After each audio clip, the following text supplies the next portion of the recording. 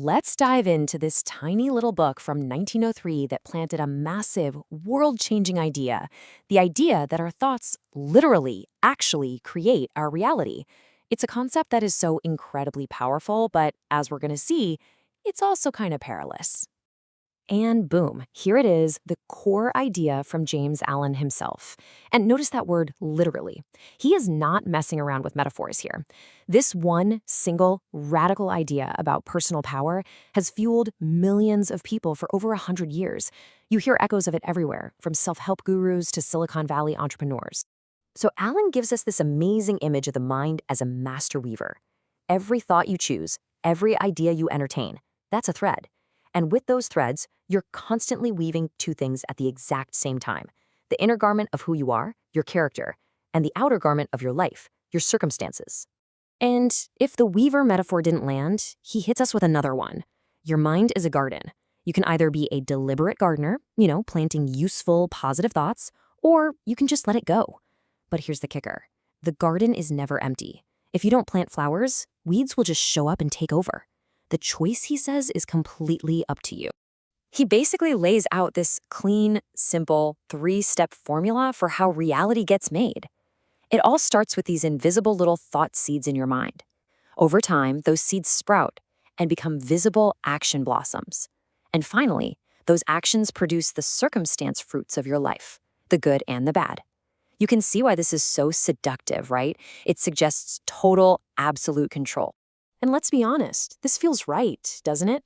It feels amazing. It puts the keys to your entire life squarely in your hands. Don't like your job? Don't like your relationship? Just think different thoughts. Simple. You're the architect, you're in charge.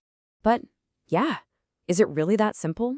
Because the second you try to take this perfect, clean theory and apply it to the messy, complicated, real world, you start to feel the tension. You start to wonder, is thought really the only thing that matters? And Allen just doubles down. He's basically saying your situation, your job, your health, that stuff doesn't create you. It just holds up a mirror to what you've been thinking all along. Okay, but what happens when that circumstance is something like systemic poverty, or a natural disaster, or a chronic illness that we're born with? Does that logic still hold up?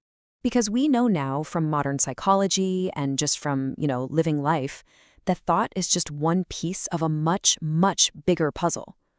Our lives are also shaped by huge things like the systems we live in, by trauma, by our own unique brain chemistry, our DNA, and sometimes just by sheer random luck. To ignore all of that is to ignore a huge chunk of reality. And this is where things can get a little dangerous. If good thoughts lead to good outcomes, you inevitably start to see success as a sign of virtue, as proof of right thinking.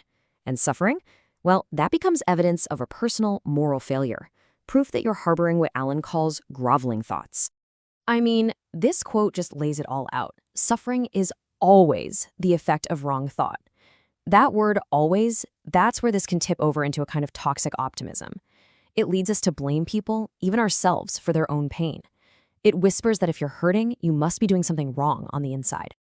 So let's get personal. If I'm struggling with clinical depression, or I'm grieving someone I lost, does that really mean my thoughts are impure or sickly? Can you just imagine the kind of terrible inner voice that creates? It completely invalidates real, honest, natural human emotion. Okay, so what's the solution? Do we just throw the whole idea away? I don't think so. The power of thought is real. The key is to find a modern middle ground, a more compassionate and realistic path that isn't just, I control everything versus I'm a total victim. If you take this philosophy too literally, this is the sentence that can start playing on a loop in your head. Every single setback, every failure becomes proof that you messed up. This is my fault. I didn't think the right thoughts. I am flawed. And that, well, that's just a recipe for shame. So what if we just swapped out that sentence for a new one? I can choose my response to my circumstances. See the shift there? It's huge. It acknowledges that you don't control everything that happens to you, but you always, always control how you respond. The power isn't in stopping the storm. It's in learning how to sail your ship through it. This is how we build a healthier framework. So instead of thought creates circumstance, how about thought shapes our experience of circumstance? Instead of suffering is a failure, how about suffering is human and our response is our strength? And maybe the biggest shift of all, you're not the sole author of your life. You're a co-author in a constant dance with all these external factors. So this gives us a much more practical and frankly kinder toolkit. It means you can watch your thoughts without beating yourself up for them. You can focus your energy on how you respond.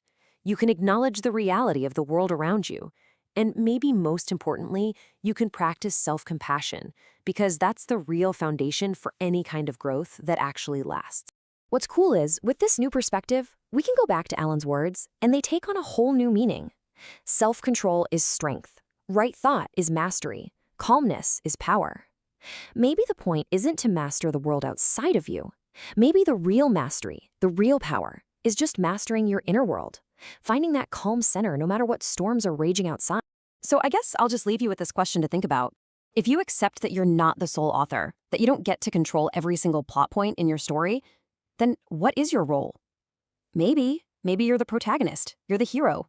You're the one who decides what the story means and what you're going to do in the very next chapter. And honestly, that might be an even more powerful role to play.